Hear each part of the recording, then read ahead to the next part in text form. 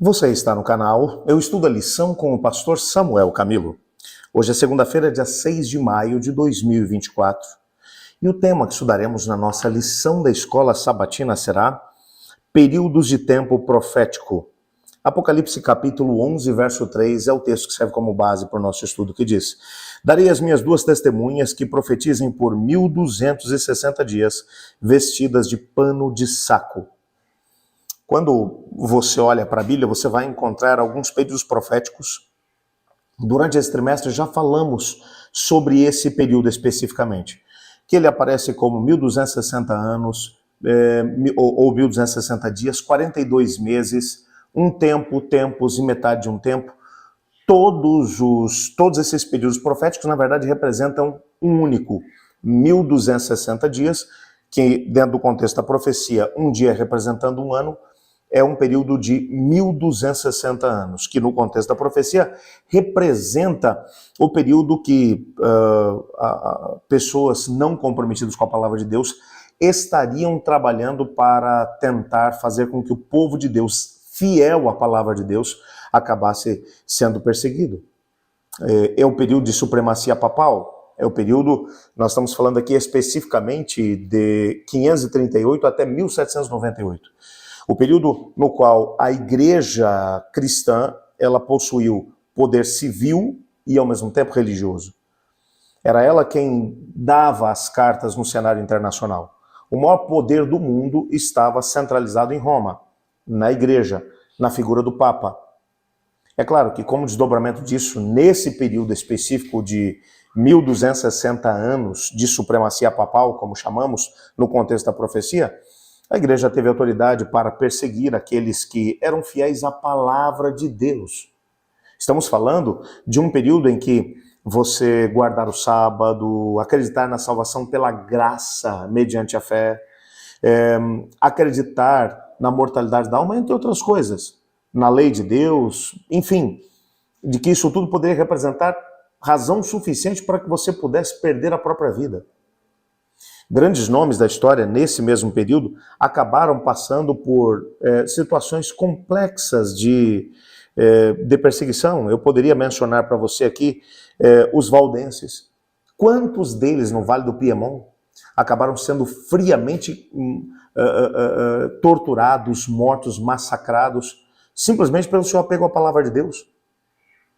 Já mencionamos isso na lição número 4 desse trimestre, se é que não estou enganado, que esses valdenses, eles acabavam se especializando em trabalhar como caixeiros viajantes, e em suas viagens eles buscavam oportunidade para entregar porções da palavra de Deus, que eles mesmos tinham traduzido e escrito em pedaços pequenos de couro ou papel, para que essas pessoas pudessem ser edificadas pela palavra de Deus, que tem tanto poder. E por conta disso, e seu apego à Bíblia, eles foram brutalmente assassinados.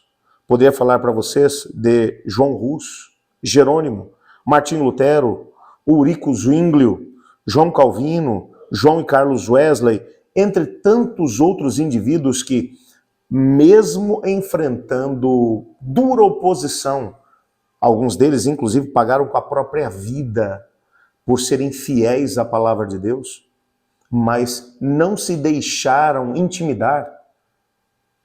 Você deve se lembrar que no período medieval foi o período em que até mesmo a Santa Inquisição foi estabelecida. Indivíduos que eram fiéis à Bíblia, a palavra de Deus, eram torturados por dias, às vezes até semanas, de forma fria e calculista, simplesmente para poder fazer com que esses indivíduos se confessassem como hereges e então os seus bens seriam confiscados pela igreja. Quando você olha para esse tipo de maldade, esses instrumentos de tortura que foram criados por indivíduos formados em seminários, indivíduos que deveriam estar zelando pelo povo de Deus, parece que o povo de Deus estava às escuras.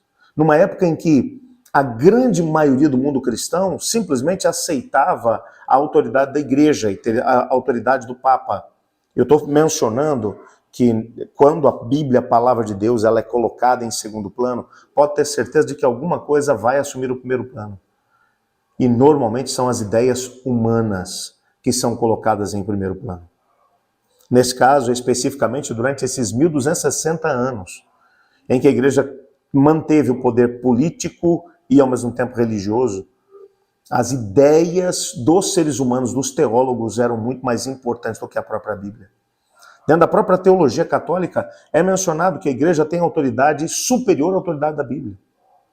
É exatamente nesse período que Apocalipse 11 vai dizer que as duas testemunhas, Antigo e Novo Testamento, se você não estudou sobre isso na lição de ontem, eu te incentivo a voltar no vídeo de ontem, assistir ao vídeo, para você poder entender os argumentos que são dados para a interpretação de que as duas testemunhas vestidas de saco que testemunham durante esse período de 1260 dias, anos, essas duas testemunhas representam simplesmente o Antigo e o Novo Testamento.